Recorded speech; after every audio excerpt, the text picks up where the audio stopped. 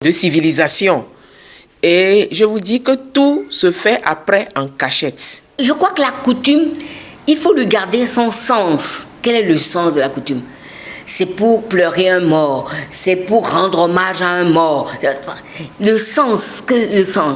Mais maintenant, dans la modalité pratique, ça peut se modifier.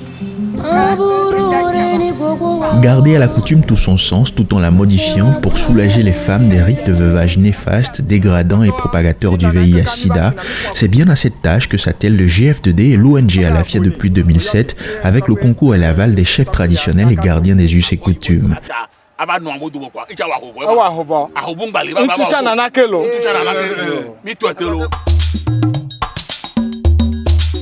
Alafia et le GF2D, avec l'appui d'autres bailleurs qui sont aussi des groupes de femmes. Ces deux ONG togolaises ont d'abord réalisé avec l'appui du Fonds de développement des Nations Unies pour la femme une étude qui recense dans ce document de 60 pages les différentes pratiques observées ça et là un peu partout sur le territoire togolais. Selon les résultats de cette étude, 7 femmes sur 10 trouvent que les pratiques de veuvage contribuent à alourdir leur souffrance, tandis que les autres estiment que le veuvage est une occasion de délivrance pour elles, une occasion de prouver à leur belle famille leur attachement aux défunts. À la suite de cette étude, 12 villages ont été ciblés et sensibilisés dans les régions des savanes, des plateaux et maritimes. Des sensibilisations qui aboutissent à l'éradication des rites néfastes dans les milieux ciblés.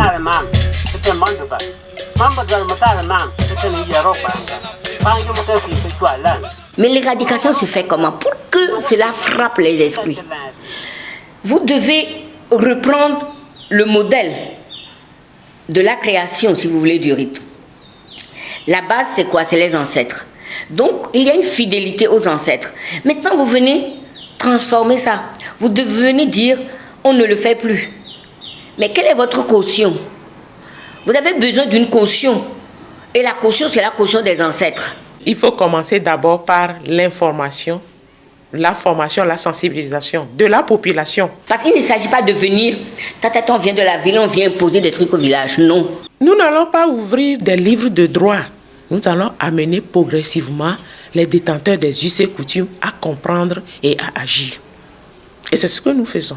Ce que je trouve bien dans la démarche que nous avons utilisée, c'est que nous avons mis la tradition au service de la modernité. C'est donc dans le cadre de la tradition que s'opère l'éradication des rites néfastes de veuvage. Une démarche qui a presque une plus grande force que la loi uniquement.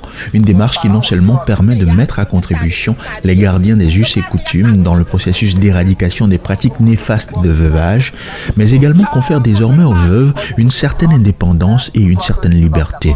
C'est une première victoire pour les organisations de défense des droits des femmes.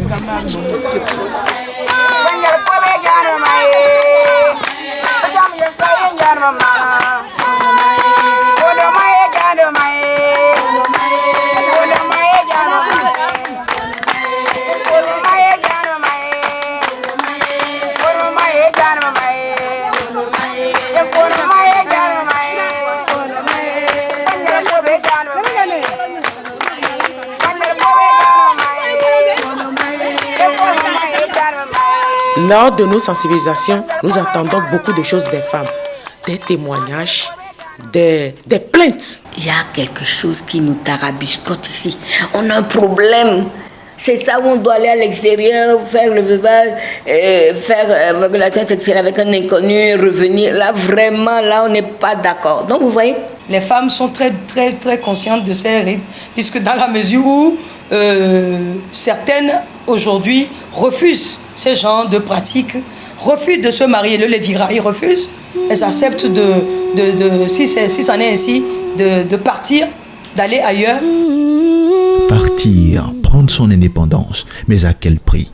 Nous retrouvons Dambiano, la veuve rebelle de Mandouri, elle qui s'est opposée à son remariage par le lévira après la mort de son mari il y a environ 10 ans. Avec 6 enfants déjà sous le bras, elle ne se voit pas en train d'en faire d'autres. Elle décide alors de prendre son indépendance vis-à-vis de la tradition.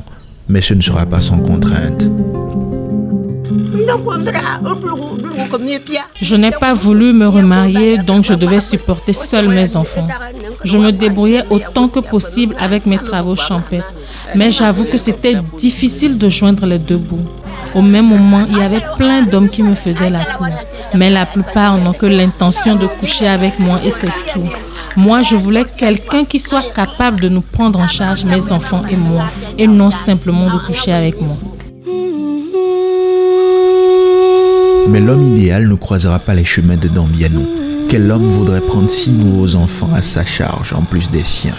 C'est donc dans le dénuement que Dambiano élèvera ses enfants. Mais la tentation, nous apprend-on, est souvent grande pour certaines veuves lorsqu'elles se retrouvent seules à porter les charges de leurs enfants. Elles deviennent du coup des proies faciles pour certains hommes.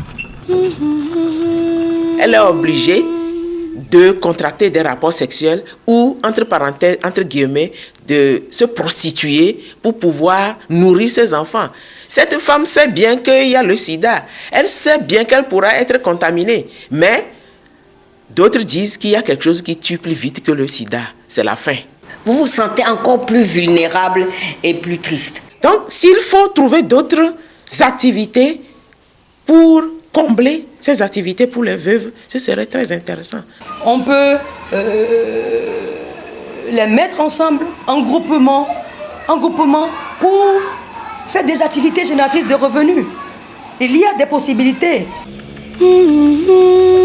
La réalité économique des rites de veuvage reste donc un aspect très important dans le processus d'éradication des rites de veuvage néfastes et propagateurs du VIH-Sida. Le mieux-être de la veuve et de ses enfants en dépend parce qu'une veuve économiquement protégée est une meilleure mère pour ses enfants et pour toute la société. Le combat des ONG Alafia et GF2D pour l'épanouissement des veuves ne fait que commencer. Elles sont conscientes que le chemin qui reste à parcourir est encore bien long et nécessite beaucoup plus de moyens.